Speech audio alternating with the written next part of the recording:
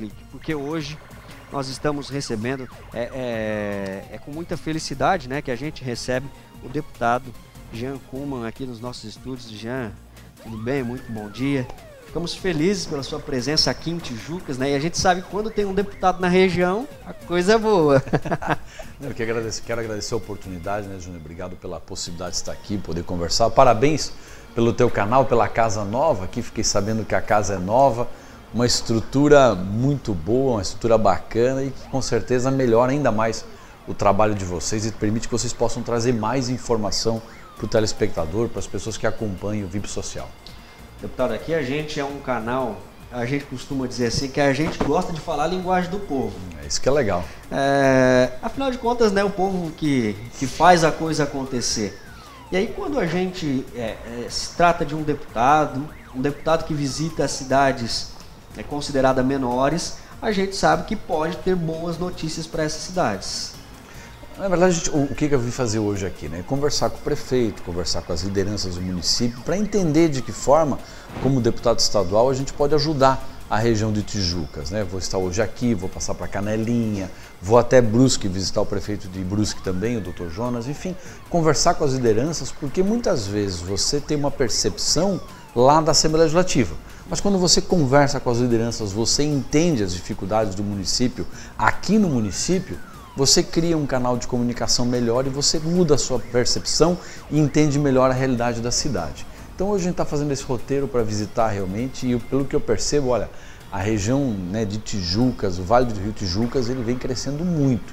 E é uma região que vai expandir economicamente muito nos próximos anos, mas que com isso também traz uma demanda social, problemas sociais, problemas de segurança, problemas de desenvolvimento social muito grande e que é um desafio para os novos prefeitos. Olha, deputado, eu quero abrir também aqui para os internautas que quiserem fazer uma pergunta para o deputado também. Fique à vontade. Pode ficar bem à vontade. Aqui é assim, se for preciso a gente coloca contra a parede. Tá tudo certo, tá habituado já e faz parte do processo, porque eu gosto também dessa linguagem natural, desse diálogo, dessa conversa direta com o telespectador. Deputado, agora para falar de coisa boa para a nossa região, essa proximidade entre os deputados e os governantes dos municípios é de fundamental importância, principalmente falando nesse momento de crise, onde o cinto está mais apertado, a coisa está mais difícil. Mas cada um tem que fazer o seu dever de casa, né? A prefeitura ela tem que fazer o dever de casa. Hoje o prefeito não pode mais ser apenas um político, ele tem que ser acima de tudo um gestor. Júnior, ele tem que se preocupar com a gestão do município e muitas vezes o próprio prefeito, para ser um bom gestor, primeiro ele tem que desagradar os seus. Ou seja, muitas vezes a pessoa, o meu prefeito ganhou a eleição, agora eu vou conseguir um emprego na prefeitura, vou ter uma chancezinha aqui, vou ter um apoio ali. E o prefeito, para fazer um trabalho sério, não é assim que ele vai ter que trabalhar a partir de agora, né? Esse jeito político, ajudar os seus, passou um pouco essa fase. A coisa mudou, né? Mudou. O prefeito tem que ser, acima de tudo, um gestor, uma pessoa que vai cuidar dos recursos públicos e aplicar bem. E vai ter que buscar parcerias no governo federal, no governo do estado. A gente teve aí as mudanças de governo em Porto Belo, mudança de governo em Itapema, mudança de governo em Tijucas, mudança de governo em Canelinha. E é de Canelinha que vem uma pergunta. Coloca na tela para mim, produção. Deputado, o que você pretende fazer por Canelinha? Essa é a pergunta da Elizabeth Manduca. Muito bom dia, obrigado, Elizabeth. Olha, Elizabeth, na verdade é ajudar um município dentro daquilo que ele precisa. Vou dar um exemplo do que a gente pode fazer e eu acho que isso não envolve só apenas Canelinha, mas envolve todos os municípios de Santa Catarina. A gente está discutindo, eu sou hoje presidente da Comissão de Constituição e Justiça da Assembleia Legislativa, né, que tem uma função estratégica tanto na Assembleia, mas isso também nos dá uma possibilidade de relação direta com o governador Raimundo Colombo. E o que nós podemos fazer é ajudar no município a intermediar, por exemplo, recursos do Fundam. Os municípios agora, o governador vai reeditar o Fundam. O que é o Fundam? É a criação de um fundo de apoio aos municípios, para justamente o município ter dinheiro para gastar em infraestrutura, para investir em infraestrutura. Só que quem determina onde esse recurso vai ser aplicado é o prefeito da cidade. Então o que eu posso fazer como deputado é intermediar junto ao governo do estado a liberação desses recursos do Fundan, buscar programas específicos na área da saúde, buscar recursos na área social, tentar muitas vezes destravar burocracias, um problema que Canelinha deve sofrer e que outros municípios vêm sofrendo hoje é a questão, por exemplo, Júnior, da renovação da licença ambiental, da permissão de alguns municípios poderem fazer o licenciamento ambiental sem passarem por toda uma burocracia da Fátima. Então são ações que a gente quer ajudar os municípios e que a gente está trabalhando justamente para melhorar essa condição de atuação das prefeituras. Olha, Canelinha vem sofrendo bastante em relação à situação da água, né? Alô, moradores de Canelinha, a gente sabe que vocês estão aí nesse período difícil, a prefeitura não tem conseguido ainda ter noção da dificuldade, da coisa que é essa situação da água, então os moradores têm sofrido bastante com a falta de água. Bombinhas teve final do ano, né? Bombinhas teve. Cidades como Bombinhas, como São João Batista, que os prefeitos ainda permaneceram, no caso de São João até não, porque o prefeito acabou sendo cassado e depois agora voltou para o cargo, mas ele já acompanhava todo Sim, já o tinha processo. noção da gestão. Os novos prefeitos enfrentam, e aí é onde essa proximidade pode fazer diferença, importante, né? Às vezes numa questão burocrática, Júnior, às vezes na tramitação de um documento, às vezes numa simples audiência com o secretário de Estado, porque você ajuda os prefeitos, ajuda os vereadores a terem audiências com os secretários de Estado para liberar muitas vezes um recurso para o município, ou destravar uma questão burocrática, ou também a própria relação com o governo do Estado. Porque esta relação, ela é política ainda. O que não pode ser mais político é a forma de gestão. A forma de gestão dos municípios, das câmaras municipais, do governo do estado, ela obrigatoriamente hoje tem que ser uma gestão mais profissional.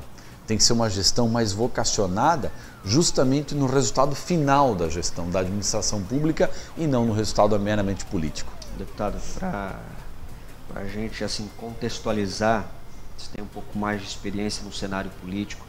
A gente falou que a questão da crise realmente tem criado dificuldades nas administrações, principalmente dos novos prefeitos, até mesmo pela situação que agora eles estão se assuntando ainda, agora eles estão procurando saber até onde eles podem ir.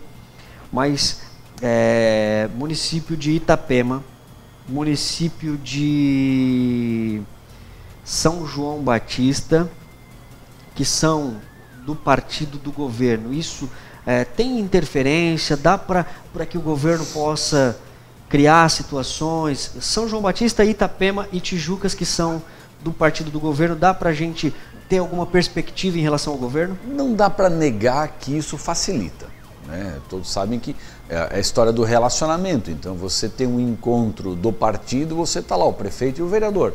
Então aquilo acaba tendo relação, é mais fácil uma audiência, é mais fácil algumas questões. Mas também há de se reconhecer que o governador Raimundo Colombo, ele não age com base essencialmente nisso.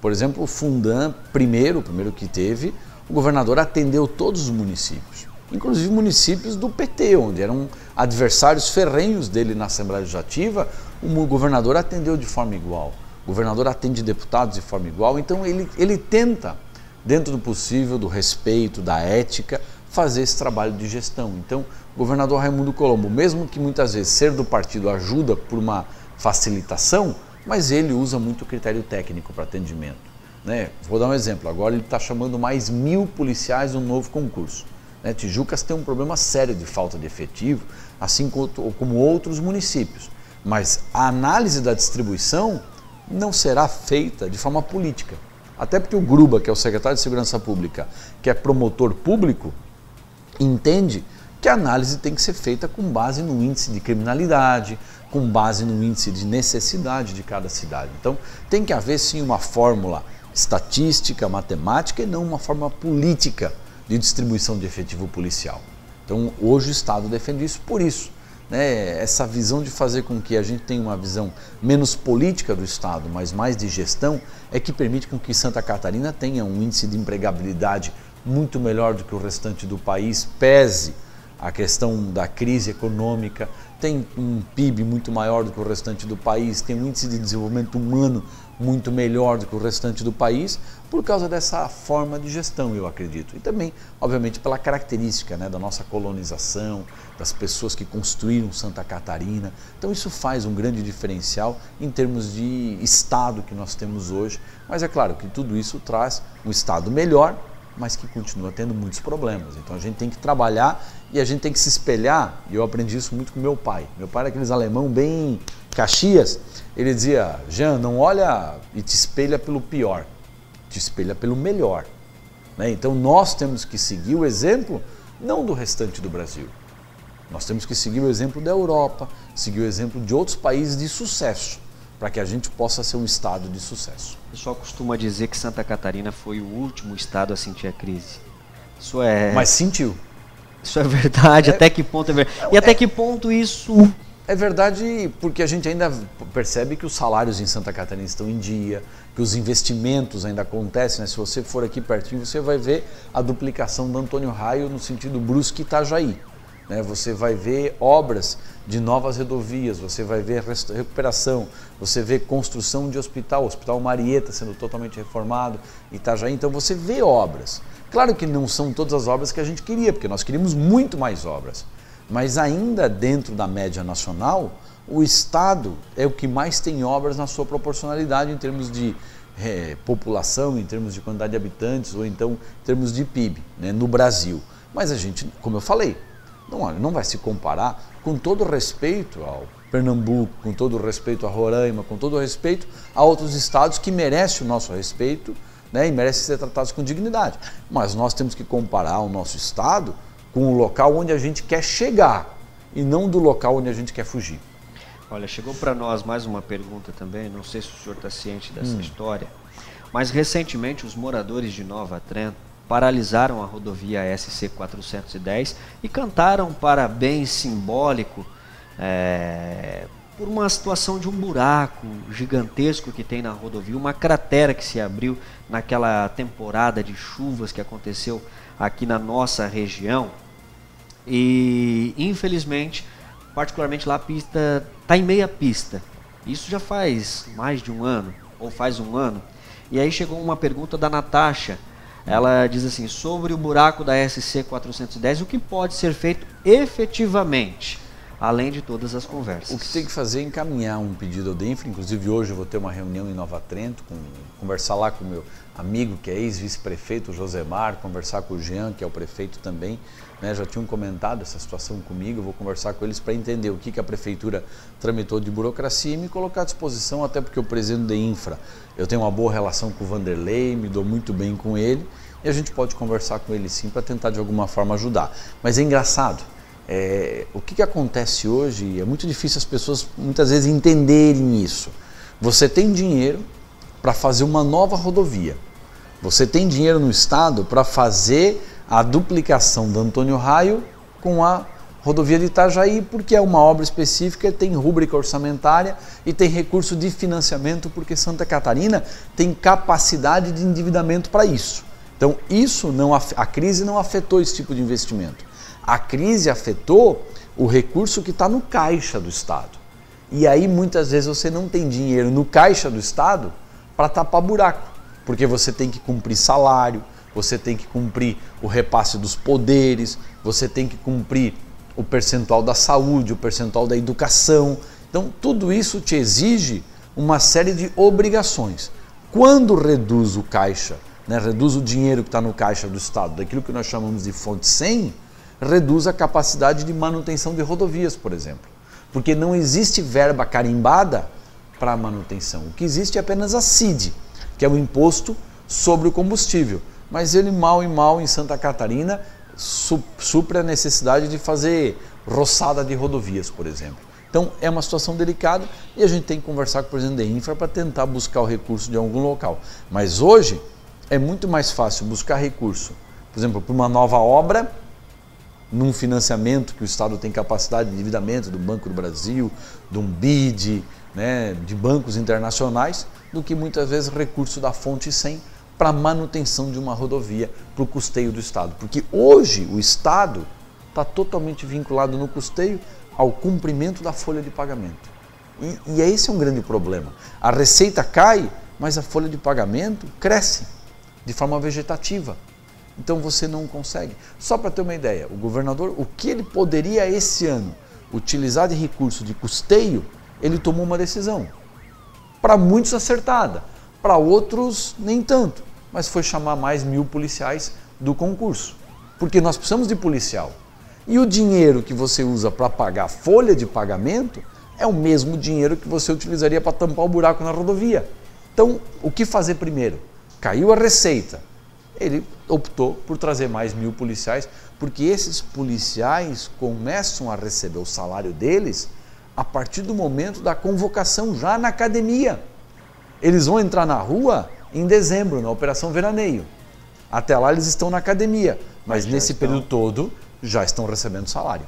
Ou seja, então, sobre essa situação da SC 410... Eu me comprometo a conversar com o presidente do DEINFRA e buscar uma alternativa com ele. Perfeito. Acho que ficou respondida então a pergunta da Natasha de São João Batista. Olha, deputado, para a gente encerrar, uma reivindicação bastante grande dos empresários hoje é a falta de incentivo do poder público.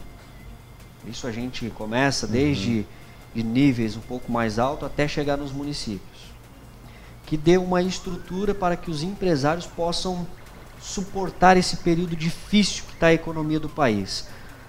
Como é que o deputado avalia essa situação e o que pode ser feito para que essas pessoas, esses empresários possam ter uma resposta rápida e assim, o governo do estado pode fazer isso, dá para fazer isso, os deputados vão lutar para que aconteça assim, mais assim direto, uma forma direta para que a gente possa compreender. É uma situação, o país hoje vive uma situação delicada, ainda mais quando você está em crise, que você percebe os problemas. Quando está na bonança, ninguém dá bola para os problemas e vamos tocando a vida.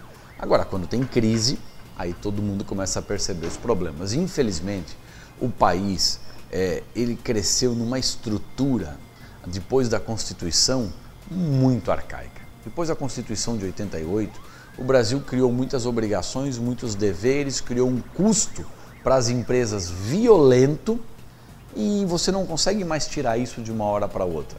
Então o que há necessidade nesse país é que se a gente faça realmente uma reforma política, uma reforma tributária, uma reforma trabalhista para poder agilizar os processos nas empresas, poder tornar mais livre a possibilidade de negociação entre trabalhador e empresário, reduzir a carga tributária para tornar as empresas mais competitivas, desinchar o custo do dá Estado. Para conseguir assim? Não, você não consegue isso de forma rápida.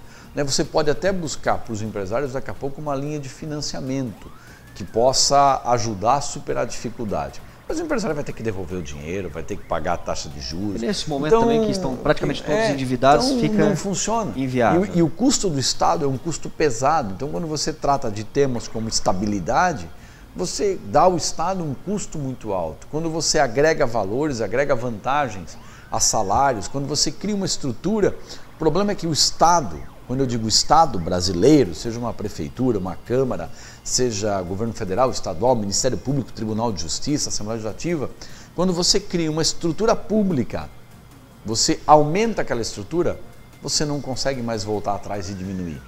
Então é fundamental que o Brasil discuta efetivamente a possibilidade de flexibilização de leis trabalhistas, sem tirar direitos dos trabalhadores, mas tem que flexibilizar para fortalecer a produção e fortalecer o ganho de escala. Você tem que, acima de tudo, também flexibilizar essa relação trabalhador-empregado, melhorar a questão da terceirização, permitir mais a terceirização para que você também possa diminuir a estrutura da máquina pública e outra coisa, trabalhar muito a questão da produtividade. O Brasil hoje, muitas vezes, um determinado setor, se ele atende bem ou atende mal, se ele atende 10 processos ou atende 1000, o salário é o mesmo, o retorno é o mesmo, para a pessoa não muda nada, então ela acaba se desmotivando e vai fazer outra coisa e fica lá ganhando seu salarinho e o seu foco principal está na atividade secundária e não na atividade primária. O que tem que fazer, inclusive no setor público, é trabalhar a questão da produtividade, é trabalhar o resultado do atendimento, como tem que ser numa empresa. É uma visão mais empresarial do setor público. Isso vai desinchar a máquina e vai permitir também com que você cobre uma carga tributária menor de quem quer produzir. A gente sabe também que o senhor tem uma proximidade com o Vale do Rio Tijucas, né? O ano que vem também é um ano eleitoral. Também. Essa proximidade que você tem já com Tijucas, com o Vale do Rio Tijucas, favorece as prefeituras aqui da região também. Porque a gente tem muitos prefeitos do PSD e muitos prefeitos são amigos nossos e eu quero muito poder ajudar a região, né? E acima de tudo prestar um serviço, até porque esse é meu trabalho como deputado, né? Eu sou remunerado para ajudar a população, para trabalhar em favor de Santa Catarina. Isso é minha obrigação e eu quero cumprir com o meu dever trabalhando pela região. Quero agradecer ao deputado pela participação hoje aqui ao vivo no Primeiro Clique, agradecer ao Éder que intermediou a vinda do deputado aqui, até... O Éder está quietinho ali, eu pensei que ele queria falar alguma coisa, mas ele está sossegado lá. Está no sofá, está confortável. Está ali. no sofá, já tomou um cafezinho, então... então... E bom café, viu? Bom café. Eu quero agradecer a participação de você, internauta. Tá, antes tem aniversariante, né, produção? Vamos colocar os aniversariantes do dia. Deputado, fica aí. Quem é que está de aniversário aí? Obrigado pela sua participação mais uma vez. E aqui o VIP Social está sempre de portas abertas, Éder. Parabéns por acreditarem nessa ideia, por acreditarem, por inovarem. Isso faz de Santa Catarina um estado diferente e vocês são um exemplo disso. E parabéns hoje ainda, e um abraço a todos. Né? E hoje ainda, às 17h30,